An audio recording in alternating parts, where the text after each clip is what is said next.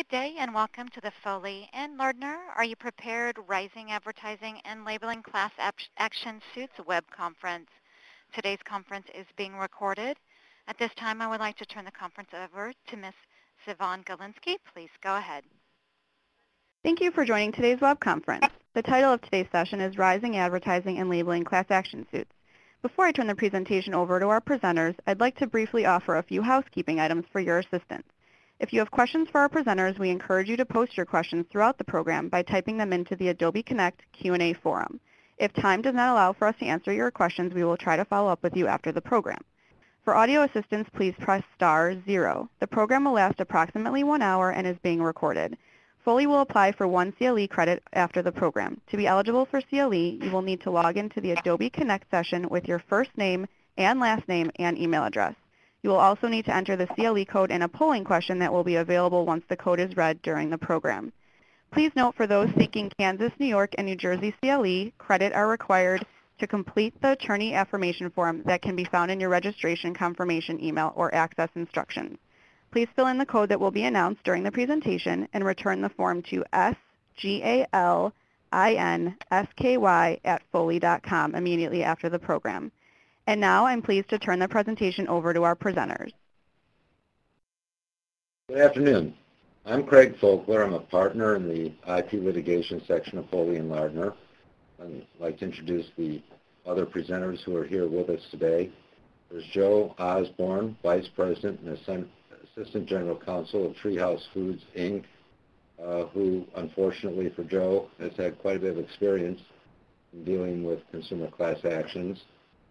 We also have Aaron Weinzero and Jacqueline Wallace, associates with Foley, who've had quite a bit of experience and quite a bit of success dealing with class actions.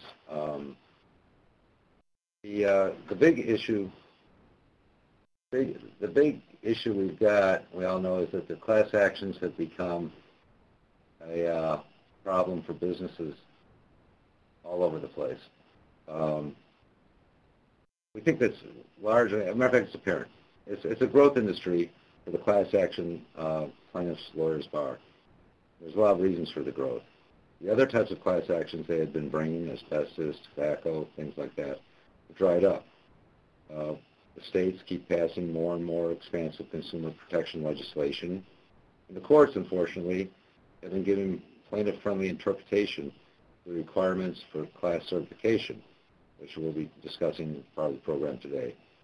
Also, courts allow questionable practices in naming plaintiffs. Some of the plaintiffs that show up have a very close connection to the lawyers. In fact, it's gone so far that a few courts have actually recognized in decisions that the class action cases, are really for the class counsel because they're the ones who benefit the most. The motivation for this specific webinar, though, which deals with the beverage industry,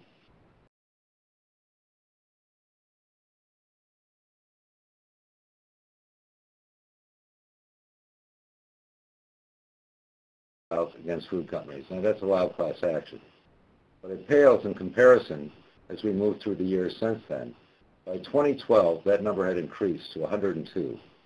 Nearly 150 cases were filed, class action claims were filed against food and beverage companies since 2011 alone. The fact that the food and beverage industry is a favorite for the class action bar is shown by this breakdown, which compares all the different industries that have had class actions filed. You can see it down at the bottom. Food and the beverage are by far the winners. So the question arises, well, is there some particular type of food or beverage area that the class actions are focusing on? The answer is no. We take a look. We're going to go through a few more slides now. You can see that almost every type of food and beverage company is a target today for class action lawsuits.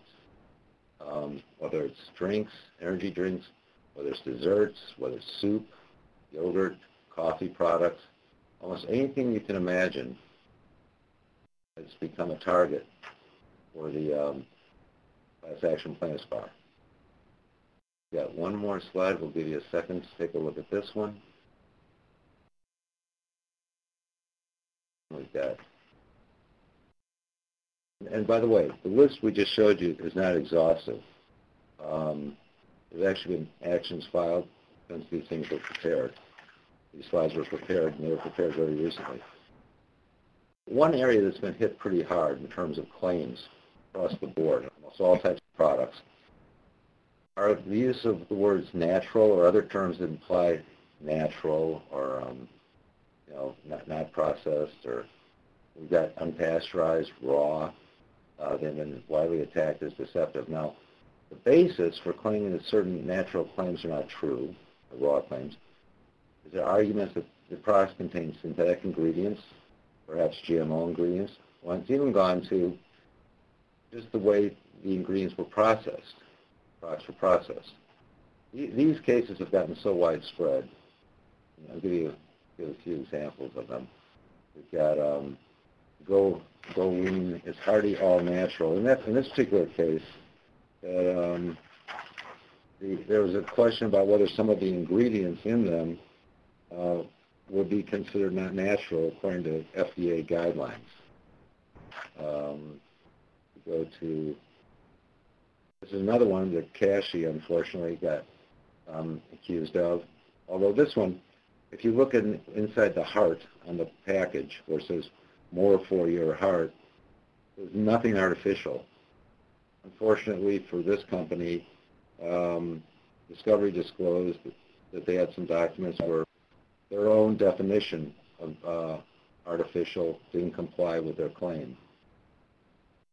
The natural claims have become so widespread that a number of companies have recently announced they're going to just simply stop making them. It's not worth risk and the problems that's causing them. Claims haven't been limited, though, just to natural claims. There's also been a number of cases and emphasis on anything that deals with health facts, facts dealing with health, immunity, calories, fiber, metabolism, anything along those lines. An example here. Now, in this case, the plaintiffs originally attacked use of almost everything you see on this package. They went after the statement about antioxidants A, C, and E help support a healthy immune system, which is a structure-function claim. They attacked the name of the flavor, the picture of the fruit on it, and then the word immunity. And you're going to be hearing more about this later because eventually the case was coming down to just the term immunity and what that meant. This one, the one that you'll be hearing about, this is really just focused on one thing, 140 calories. You might wonder, how could that be a basis for a class action? Jackie Waltz will be discussing that case as we go along. In these cases, these two situations, claim was on the left about the fiber, that there's a difference between the way natural fiber and synthetic fiber operate inside the human body. And it was claimed that it was misleading because it didn't break out that it was synthetic and gave the impression that it was the same. The one on the right was alleged to have falsely implied that vitamin B will support weight loss. That one was actually just dismissed primarily based on the court saying that claim, it just didn't make that claim, and they didn't have any support that it did. Additional claims regarding composition, condition of the product have also been included in these lists that we've been looking at. You got soluble microground coffee, the use of the word fresh, the word butter, and evaporated cane juice are some examples we're going to talk about here to show you. For this first one, this is Grove Square Coffee. This is actually a Treehouse subsidiary product. And the primary basis of this suit was that down under single cup, where it says naturally roasted soluble microground coffee, which were literally true. The class action alleged that misled people into thinking that the product was all just regular ground coffee. The Entman's package, it's got attacked on a couple grounds. One was the use of the word fresh. It said that it didn't comply with what the FDA requirements because it had preservatives. There was also an allegation that the phrase baked daily, baked fresh daily, misled people into believing that the product was baked on the same day, that the only day, in fact, that it appeared on the shelf. Next slide we're going to look at. I like this one because it says butter, but the action was brought that people were misled because it had canola oil on it. The judge dismissed that, basically, rather pretty sarcastically, that, they say right on there is canola oil. How could anybody be misled? Which is something to think about in terms of disclaimers in the labeling. Next slide we're going to look at a little bit similar. The claim was that people would understand this to mean added, if there was sugar beyond that, that people wouldn't realize that there was sugar beyond what was yogurt. And actually, if you read the ingredients, which the judge did, they say evaporated cane juice.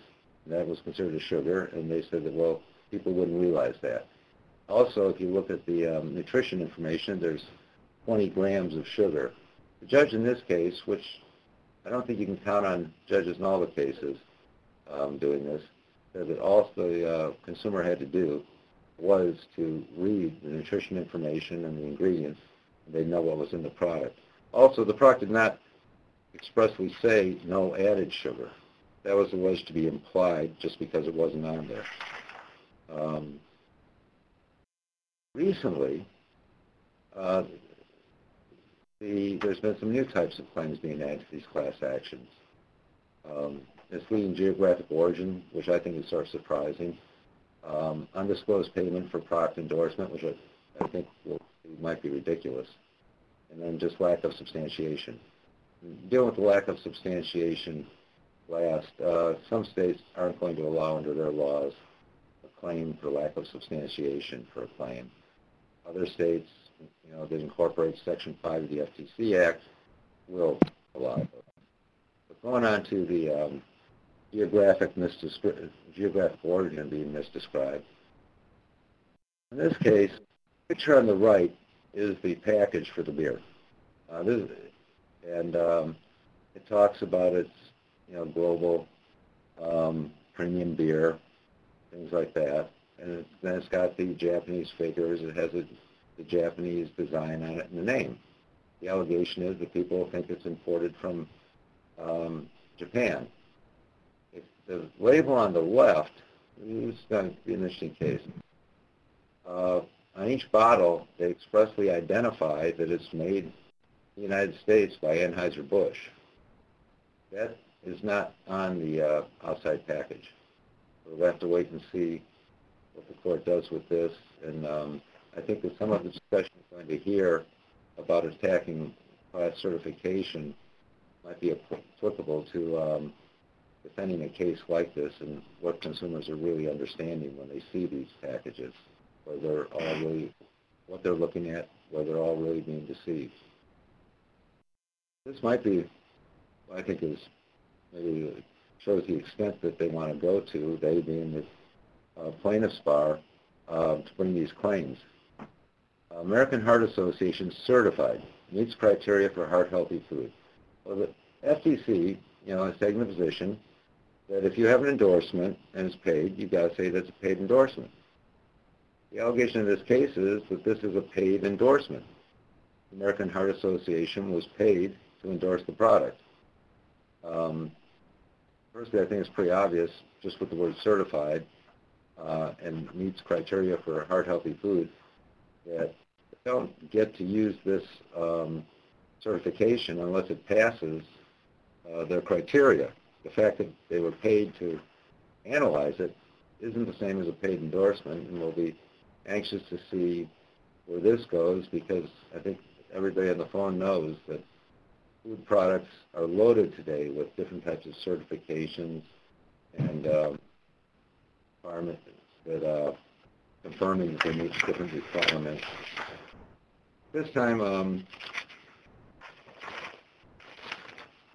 these are the types of claims that have been being made. And we're going to be talking about defensive tactics, but first, because Joe Osborne has been through having to help manage the defense of the cases, she said she'd like to discuss a little bit about how people stay out of these cases. So? Okay. Hi. What we've learned to do now is to try to keep abreast of all the time the kinds of trends that are going on in class actions with respect to food, and that natural, 100% natural, is certainly one of the biggest right now on various bases. But part of what we try to encourage our marketing folks to do is to stay away from putting that target on your label. So if you say natural or all natural, the plaintiff's lawyers are going to look at that before they're going to look at something that says natural flavors, because, for example, if you say natural flavors, FDA defines what natural means, what a natural flavor is. But FDA doesn't define what natural means in general. So if you can be more specific about the particular ingredient or attribute of your product that you are referencing, rather than having a broad claim like natural, you're probably better off. And as this slide says, just the word itself is not going to be the only thing that's going to be scrutinized. It's going to be the entire label and the entire effect of your message to the consumers. Obviously, any claim has to be substantiated, and while things 10 years ago might have been considered substantiated as to, for example, what is natural and what isn't, it's totally changed now because of all this litigation activity. The other concern is that if you do end up getting in litigation, you don't want a whole bunch of damning documents in your files or in your emails. So when you're talking to your business people under privilege, that's nice, but then once they go on and tell the graphics firm, well, we have to change this because our legal said we have a big risk here. There goes the privilege, obviously. So we need to educate our people to not themselves in that position. And as I was mentioning before, if it's really such that it's unavoidable to use a claim, meaning that the marketing and or business people are insisting, then you work to try to find a way to do it without presenting as big a risk as initially presented. This particular slide here, originally the claim that was requested was naturally sweetened with stevia, or just naturally sweetened was the claim, and then they have this little stevia leaf down at the bottom right. What we did was we realized that stevia, while we believe it's natural because it's from a leaf as a sweetener, has been attacked class action as not being natural because of certain processing that's done to the stevia leaf to get the extract. And so what we ended up doing was changing it to say no artificial sweeteners made with stevia leaf extract. To me, no artificial sweeteners is better than saying natural sweeteners, because you got that buzzword natural out of there, as well as explaining what you mean when you say no artificial sweeteners. You say we're made with stevia leaves. So I think we're probably less of a target with this kind of a claim than we would be if we said natural sweeteners or naturally sweetened.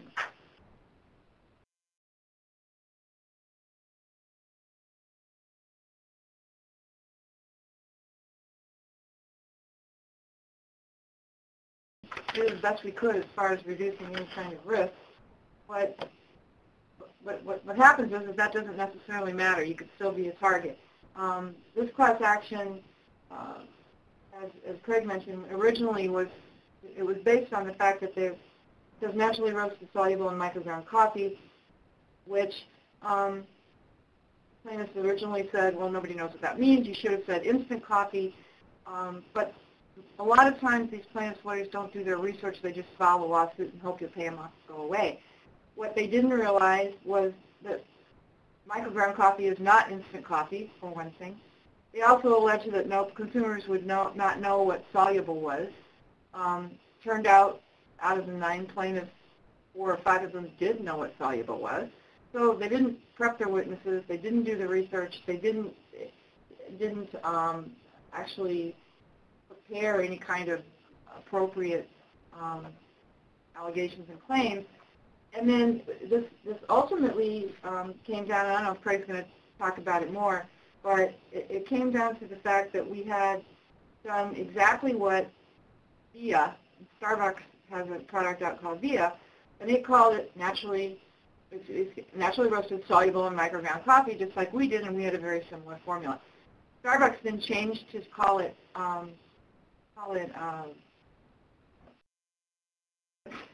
instant coffee, and we changed our package to instant coffee as well before the lawsuit was even brought. So the whole lawsuit was your typical plaintiff bar coming after you, just hoping you'll pay them off to go away. So then plaintiffs' lawyers went on and kept finding new ways to change the claims and complaints. But ultimately, class certification was denied, and even the plaintiff's claims were dismissed on a motion to dismiss. So, and Craig, can talk to it more if he wants to as far as the strategy, but because it was Foley firm obviously handled this lawsuit. Actually, just a few more comments on it. The label, the soluble microground, was actually changed to instant microground. Almost a year before the class action was filed, and the plaintiffs' lawyers didn't realize that. Once they discovered that, it did say instant microground, which is what they claimed in the beginning. They should have said. They said, well, too small. But none of their representative plaintiffs had ever purchased a package with instant microground. And that was interesting. That was one of the things you'll hear about later, that the courts, one of the bases for denying class certification. And as I said, we also were able to get dismissals based on summary judgment. Now I'd like to have Jackie Wallace talk about the fact that certification is obviously a key here. That on certification is what creates the big risk of the big class recovery. But as Jackie's going to point out, before you get to the certification issue, there's a number of defensive tactics that can be taken to eliminate the case in the beginning, or to reduce maybe the possibilities of the risk of certification. Jackie? Thanks, Craig. Let's see if I get to the right slide. The issues that we'd like to address before certification is reached are standing, preemption, primary jurisdiction, and then several issues that fall into the more general category of failure to state a claim. First is standing. In the food and beverage class action context, the issue of standing has frequently arisen with respect to whether a named plaintiff has standing to bring a claim against products he or she did not purchase. Currently, there's a conflict in authority as to whether this is an issue of Article 3 or individual standing, or is an issue of class standing, namely whether the plaintiff will fairly and adequately represent the interests of the class. The reason this is important is because it dictates the timing of when the issue will be addressed by the court. Courts that have found it to be an issue of Article 3 standing have dismissed claims against products the named plaintiff did not purchase, but courts that have found this to be an issue of class standing have held that once a plaintiff alleges they purchased any of the accused products, they'll survive a motion to dismiss on standing grounds, and the question becomes one for class certification.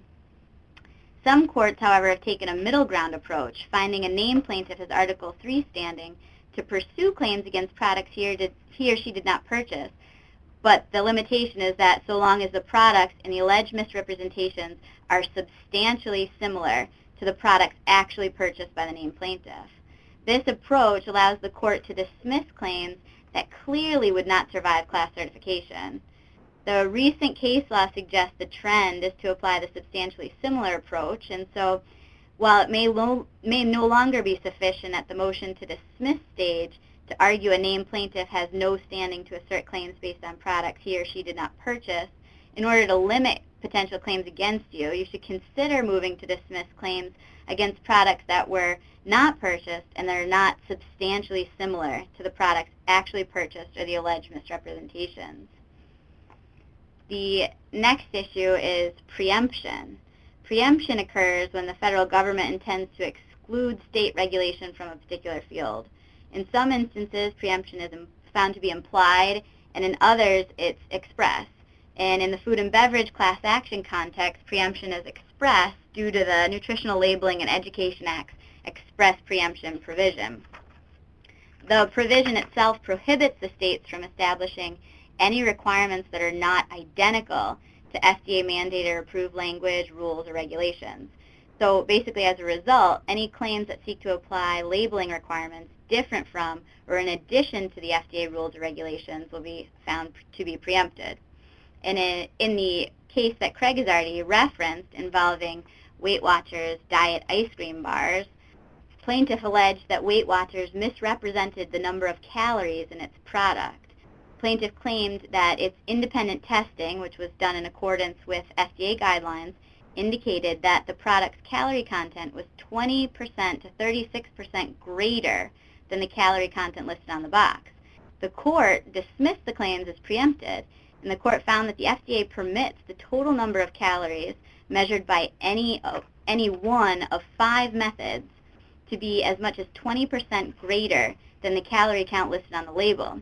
So because the plaintiff had failed to plead that the product was tested via all 5 methods and that the calorie count for each test exceeded 20% of the calorie value on the box, the claims were seeking to apply requirements different from the FDA's regulations and were preempted.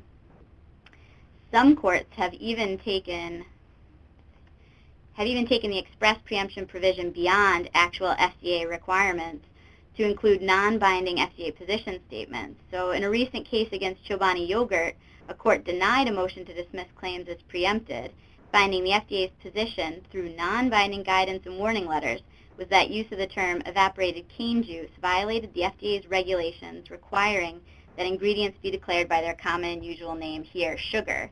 Because the claim was not different from the FDA's position and the product was not in compliance with that position, the claim was found not to be preempted.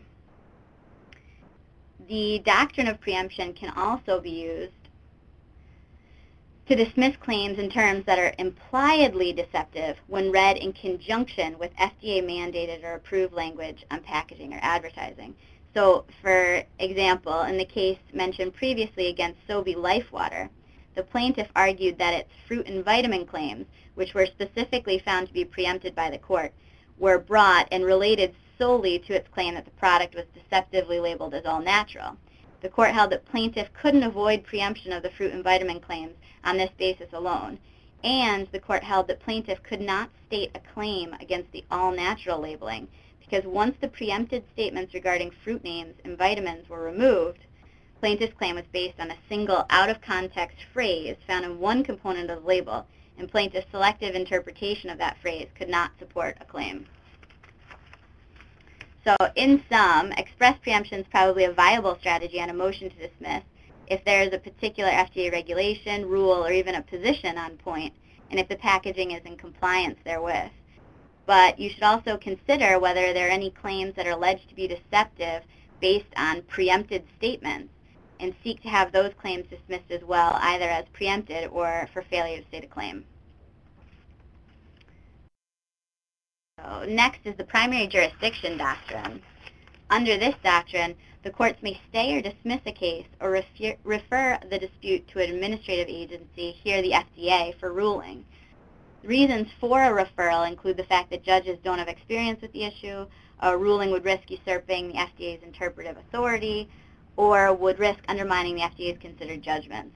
Reasons against referral include the fact that courts decide the issue all the time, an FDA ruling may not resolve the issue, or the FDA may not rule, or the ruling may not be timely. So some courts have dismissed or stayed food and beverage issues under this doctrine, but others have not. Specifically, there have been several conflicting rulings in connection with claims regarding genetically modified organisms. For example, in a recent case against Frito-Lay, defendants sought to have the case dismissed or stayed to have the FDA address whether foods containing GMO ingredients may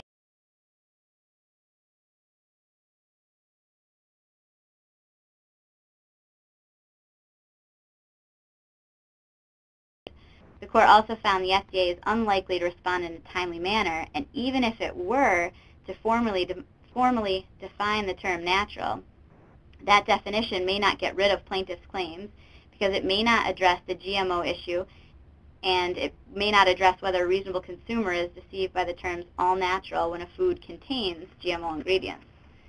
In contrast, in a recent case against Grumma Food Products for similar claims, a court agreed to stay the case for 6 months and deferred the same basic question to the FDA. The court reviewed the FDA's non-binding guidance on GMOs and its definition of the term natural and found the FDA had not addressed whether foods containing GMO ingredients may be labeled natural. The court found that if it decided the issue, it would risk usurping the FDA's interpretive authority, and it would undermine the FDA's judgment. Interestingly, the court made the term of the stay extendable upon a showing that the FDA intended to resolve the issue, and the parties were directed to cooperate in presenting and explaining the question to the FDA. Many other courts have declined to stay or defer food labeling issues under the primary jurisdiction doctrine, stating that deciding whether labeling is deceptive or misleading is for the courts and doesn't require the expertise of the FDA. In a recent case against Chobani, just for example, to show another case where the court dismissed a claim against, on the primary jurisdiction grounds, was it involved a claim that defendants' use of evaporated cane juice in its yogurt violated the standard of identity for yogurt. And the court basically found that the FDA had proposed a new standard of identity for yogurt, which did not preclude the use of evaporated cane juice, and the FDA suggested it would not enforce violations of the current standard. And so they basically dismissed the claims on primary jurisdiction grounds. But overall, a primary jurisdiction argument will likely not result in food claims being stayed or dismissed unless there's some indication from the FDA that a new ruling or regulation is currently being considered or is imminent. So on that basis, we'd recommend monitoring the FDA for new guidance or potential rulemaking if you have any claims in a class action suit that should be that could be the basis for a primary jurisdiction dismissal. Finally, there's a variety of other issues that can be addressed on a motion to dismiss for failure to state a claim, some of which we'll go over here. First is whether a claim is deceptive as a matter of law. In appropriate circumstances, the court may be willing to dismiss claims as a matter of law because the public is not likely to be deceived by the alleged misrepresentations. For example, as mentioned previously, in the recent case against Challenge Butter Products, plaintiff alleged the products were not butter, but were mislabeled as spreadable butter with oil, or were mislabeled because the additional oils were not identified prominently on the label. The Court of Appeals for the State of California affirmed the dismissal of the complaint as not deceptive as a matter of law, finding the product labels clearly informed any reasonable consumer that the products contain both butter and oil. Similarly, in a recent case against Nabisco Newtons, plaintiff alleged the statement made with real fruit on the Newton labeling was deceptive because the cookies were made with fruit puree. The court dismissed the claims and stated, it is ridiculous to say that consumers would expect a snack food made with real fruit to contain only actual strawberries or raspberries, rather than the fruits in a form amenable to being squeezed inside of a Newton. I think that's really great. Other cases, however, refused to dismiss claims and have reiterated that it should be a rare situation in which the court determines claims are not deceptive as a matter of law at the motion to dismiss stage. So just for an example of a case in which a court held in that manner was a case against Frito-Lay. The court refused to dismiss claims, finding reasonable consumers could interpret a bag of chips claiming to have been made with all natural ingredients to consist exclusively of natural ingredients, even contrary to the reality described in the nutrition box. Defendants can also move to dismiss claims for failure to plead fraud with particularity. Some courts have found state law claims based on fraud or misrepresentations are subject to the heightened pleading standards of Federal Rule of Civil Procedure Rule 9b, and have required plaintiffs to allege time, place, content of misrepresentations, as well as identities of parties to the misrepresentations. But just to know, if an action is dismissed on this basis, it will likely be with leave to amend, and the plaintiff will get another chance. One benefit to moving to dismiss on this basis is to get rid of claims for particular undefined products or alleged misrepresentations prior to heading into discovery or class certification.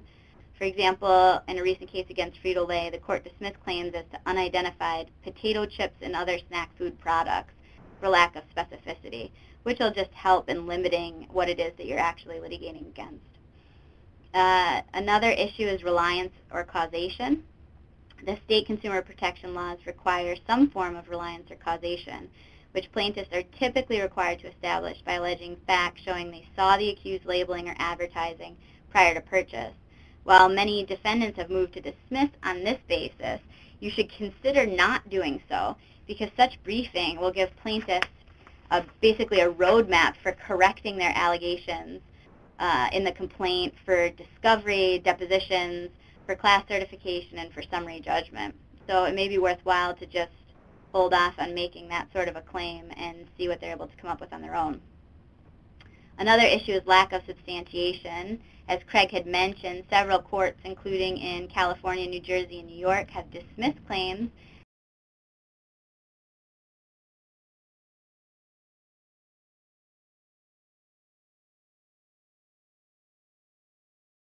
have the burden of proving that advertising is actually false or misleading and can't rest their claim on lack of substantiation alone. A claim can survive a lack of substantiation challenge, however, by alleging that scientific studies contradict the defendant's representations, but the mere lack of scientific evidence or inconclusive evidence is not sufficient. Finally, there are certain state statute-specific issues that can be addressed on a motion to dismiss, including the fact that some states require notice prior to commencing litigation, and some state statutes have a limited territorial reach, meaning that the actions are restricted to conduct that occurred within the state. So you should review those state statutes and make sure that there's no issues that you could bring up at a motion to dismiss stage.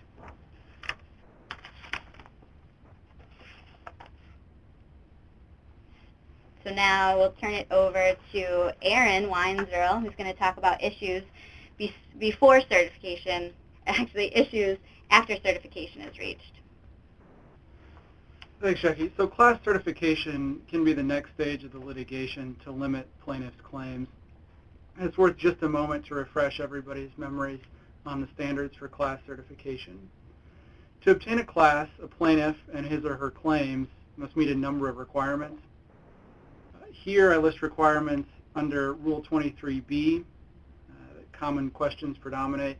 As we'll touch on briefly later, the other avenues for certification do not lend themselves well to false advertising type of claims. The first requirement is numerosity, that there are a sufficient number of plaintiffs that joinder is impractical. Importantly, this factor requires that the class be ascertainable by objective criteria. Second, the requirements of commonality, typicality, and predominance, which are somewhat related. Commonality requires that the plaintiff suffered the same injury. Typicality looks to whether the claims of the named plaintiff and the defenses applicable to that plaintiff are typical of the claims and defenses of the class. Predominance then looks to the relative importance of the common questions, and the common questions of law or fact must predominate over individual questions for a class to be appropriate. Additionally, the representative parties must fairly and adequately represent class interests. And again, if certification is sought under Rule 23B, the class adjudication is superior to other methods of resolving the claims. And courts find superiority where claims are common, involve small sums, and do not depend on individual determinations.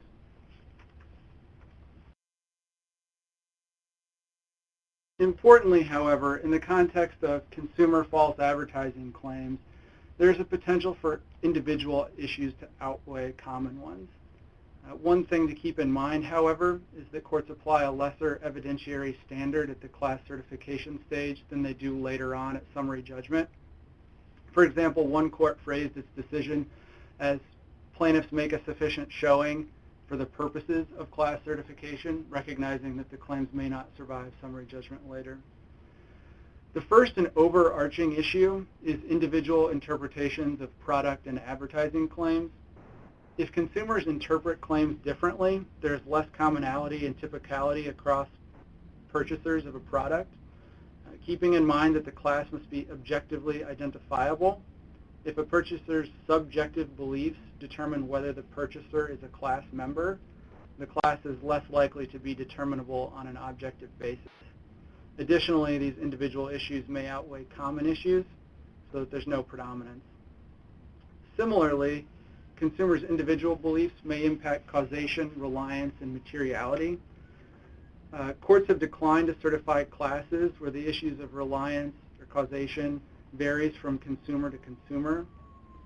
Relatedly, if the statement or advertising claim is not material to all consumers, the putative class of all purchasers would include individuals that do not have a claim under the state statutes, and a class should then not be certified.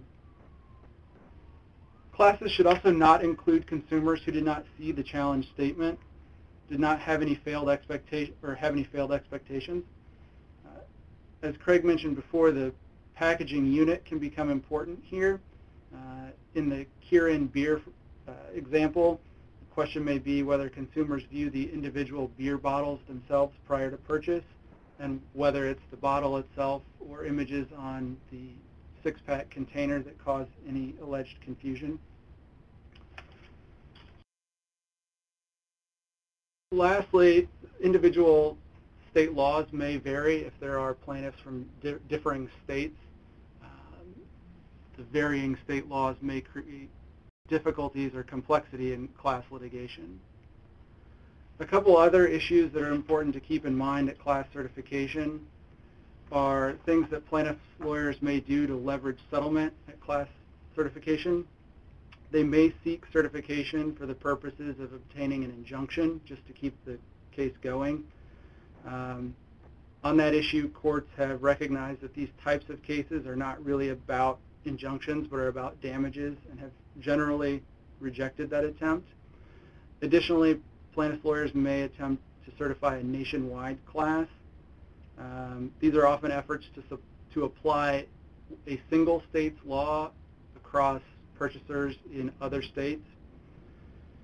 These types of class actions should only be certified in certain instances. Courts will compare the interests of the state whose law is being applied with the interests of other states in applying their own laws. Again, there's differences in the state laws that apply to false advertising claims, and there's an important interest that individual states have in being able to regulate commerce within their state in the way that they see fit. So challenges to nationwide class certification should likely be made. If the claim is still going by the time discovery closes and summary judgment arises, many of the same issues that Jackie touched on before that are potential bases for motions to dismiss could instead be raised at the summary judgment stage. Individual issues such as causation and reliance are excellent grounds.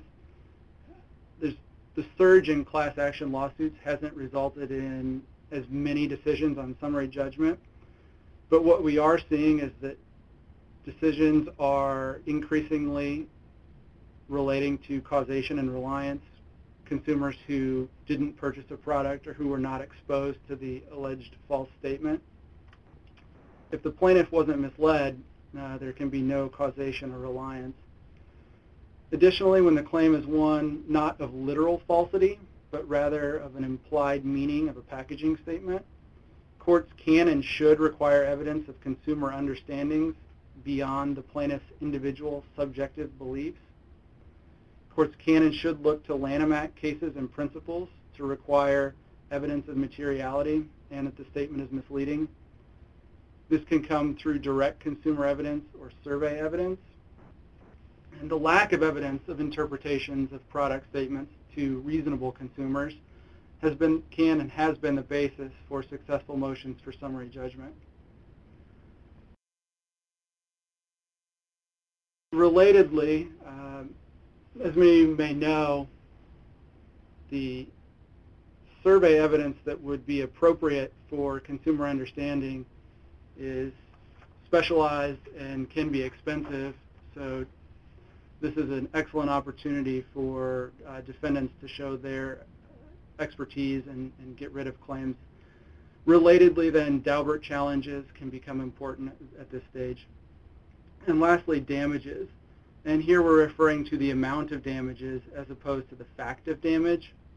Most states do not permit the recovery of the complete purchase price of a product, but rather the difference between the purchase price and the price at which the product could have been sold, absent the alleged misrepresentation.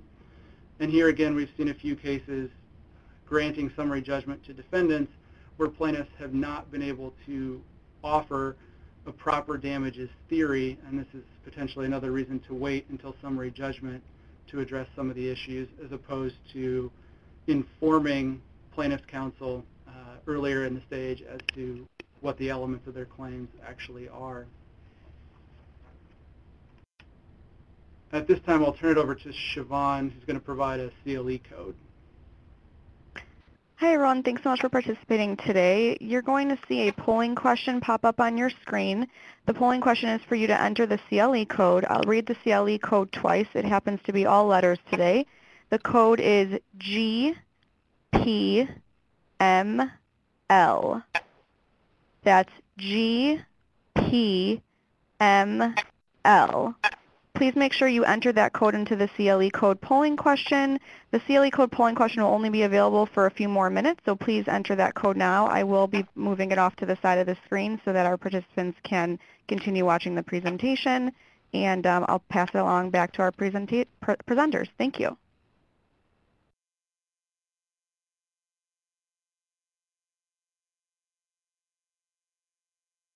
This is Craig Folkler. Now that we've gone through what the requirements are to bring the claims, the possible ways to attack the claims that have been brought, I've talked for a few minutes about some of the practical considerations in just implementing the defense. Now, the first one, as you heard earlier, with regard to there could be a preemption argument or a primary jurisdiction argument. It's important in any food case to determine the applicable primary agency law and regulations at the outset, evaluate what claims might be preempted, or you can fall back on the primary jurisdiction argument. We talked also about the fact that in a lot of cases, and for instance, the one that Joe Osborne was discussing with the coffee, there were multiple states plaintiffs, and a lot of states have different requirements. We've sort of put together reliance and causation, but sometimes those are interpreted differently in different states. It's important when you have the different states being alleged with the different plaintiffs, understand for each plaintiff what the requirements of their state law is. That can come into play in taking discovery. You don't get much discovery in these cases, obviously, but you do get to depose the plaintiffs. And that's an opportunity to show that they actually can't meet all of the different elements that are required under their particular state law. Practical matter, though, when you got the case, first thing that you really want to do is to talk with the client, get in contact with somebody who's very knowledgeable about the product and would be knowledgeable about any bases for a defense to the claim, why the actual advertising claim was made on the package, what the substantiation was, any issues that arose, and interview them right away. Get this early evaluation. You also want to find out if you've got problem documents. Again, you have to largely rely upon interviews at this point because you can't do the full production.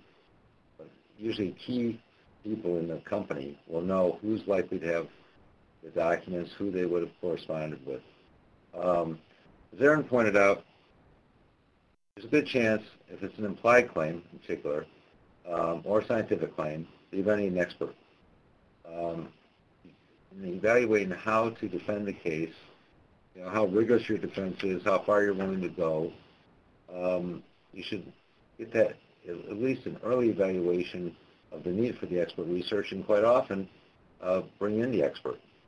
Find out whether or not you're going to be able to really put up a good defense based upon the expert grounds. You've heard a couple of times already, you've got to consider the advantages of not moving to dismiss for failure to state a claim. We've seen in a lot of cases this is a knee-jerk reaction.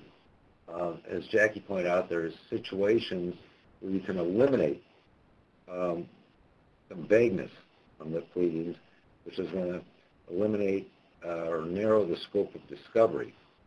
On the other hand, there are situations in which you're going to, the plaintiff's lawyer really didn't understand the claim they're making, and we've seen and run into a number of plaintiff's lawyers who are not really knowledgeable in the substantive area of the law they're alleging, and they don't prep their plaintiffs to cover and satisfy all the requirements. If you move to dismiss because they failed to allege a particular element, you just told them, okay, you got to watch out for this in discovery. In the case that Joe Osborne was talking about for Grove Square, the reason summary judgment was obtained was in the depositions, all of the plaintiffs, all 9 of them, made statements that showed that they couldn't satisfy the requirements. There had been a consideration given to moving to dismiss because they failed to allege everything they should have, and then we decided not to. And it really worked out in the depositions because they weren't well prepared. You always have to assume your opposition will prepare people, but I wouldn't pass up that opportunity. You saw the situations where there might be preemption, but there might be another claim on the package that's not expressly mandated by the FDA, such as the immunity drink package we showed you with the word big immunity, the big display of the word immunity surrounded by all the FDA-approved language. Well, in that case, moving to dismiss, you're swinging for the fences, so to speak. You better win it there, because if you don't,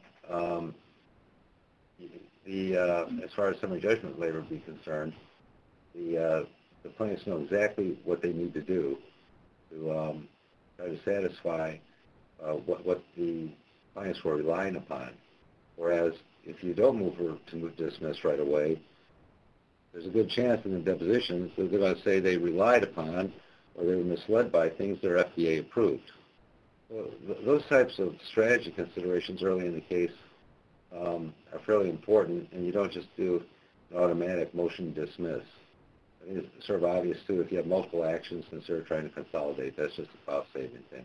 Joe, you had some ideas? Yeah, I think we're running out of time, so I'll just quickly mention a couple of things that are on the slide, which is obviously it's important to let counsel that has experience in both substantive area of law that you're dealing with, whether it's FDA regulations or advertising, whatever, as well as class actions because of all the nuances in defending a class action lawsuit. The other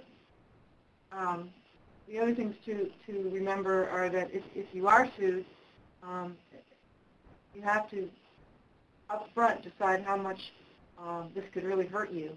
What would your maximum possible exposure be for your sales as well as your customer sales? If it's a retailer, you might be sued as well. And in our case, we're a private label company, so a lot of our food products are sold under the labels of retailers, and they're usually the ones that get sued first, and then we end up indemnifying them. But everybody's products are sold in retailer stores. The retailer could also be sued.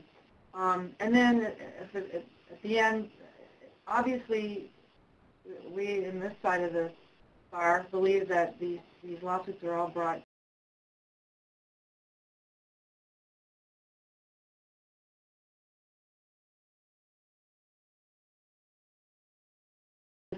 if you realize they're not going to be reasonable about a settlement offer, it's probably a good thing to aggressively defend, make them do some work, and find out that they don't really want to do that much work, and they're likely to back down on their settlement. That concludes our presentations for today. Look, I don't see that we don't have any questions now. I think we'll do one more second if somebody has a question they want to type in. Otherwise, thank you. Okay.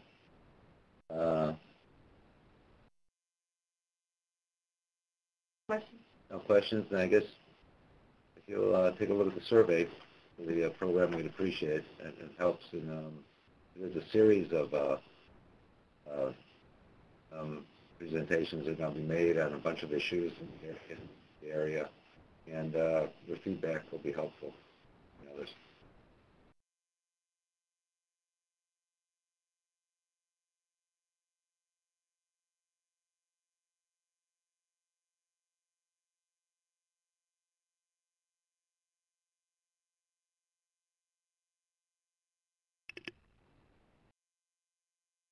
And that does conclude today's conference. We do thank you for your participation. You may now disconnect at this time.